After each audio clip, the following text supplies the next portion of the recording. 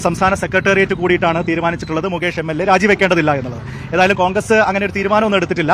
അതിന്റെ വിശദാംശങ്ങൾ പരിശോധിച്ചതിന് ശേഷം തീരുമാനിക്കും. CPM-നെ പോലെ ഇത്തരത്തിലുള്ള ആരോപണങ്ങൾ ഉയർന്നു വരുന്ന ഘട്ടത്തിൽ തന്നെ രാഷ്ട്രീയമായി ഇറങ്ങി സംരക്ഷിക്കുക എന്ന് പറയുന്ന ഒരു ശൈലി കോൺഗ്രസിനില്ല. അതിന്റെ വിശദാംശങ്ങൾ ഞങ്ങൾ പിന്നീട് പ്രഖ്യാപിക്കും. അത് മറച്ചു വെക്കേണ്ട കാര്യമായിട്ട് കൈരളിക്ക് തോന്നുന്നുണ്ടോ?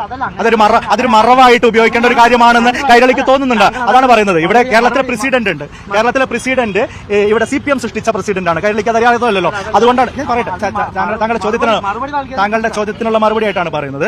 കേരളത്തിൽ ഇത്തരത്തിലുള്ള കാര്യങ്ങളിൽ ഒരു പ്രസിഡന്റ് CPM ഉണ്ടാക്കി വെച്ചിട്ടുണ്ട്. കൊല്ലം MLA ശ്രീ മുകേഷുമായി ബന്ധപ്പെട്ട് അദ്ദേഹത്തിന് നേരെ ഗുരുതരമായിട്ടുള്ള ആക്ഷേപം ഉയർന്നു വന്നിട്ടുണ്ട്. ഇതേപോലെ ചാറ്റിംഗിന്റെയോ അതുപോലെയുള്ള ഫോൺ കോളിന്റെയോ ആക്ഷേപമല്ല ഉയർന്നു വന്നിരിക്കുന്നത് എന്നുള്ളത് കൈരളിക്ക് അറിയാലോ. അപ്പൊ അതുകൊണ്ട് തന്നെ അതിനെതിരെ CPM സംസ്ഥാന സെക്രട്ടേറിയറ്റ് കൂടി സംസ്ഥാന കമ്മിറ്റി കൂടി എടുത്ത പാർട്ടിയുടെ തീരുമാനമുണ്ട് രാജിവെക്കേണ്ടതില്ല എന്ന്. ഏതായാലും കോൺഗ്രസ് അങ്ങനെ തീരുമാനം എടുത്തിട്ടില്ല. കോൺഗ്രസിന്റെ തീരുമാനം ഇതുമായി ബന്ധപ്പെട്ട് പാർട്ടി നേതൃത്വം അറിയിക്കും. നിങ്ങളെ സമയത്ത് അറിയിക്കും. നിങ്ങൾക്ക് വെയിറ്റ് ചെയ്യേണ്ടി വന്നിട്ടില്ലല്ലോ.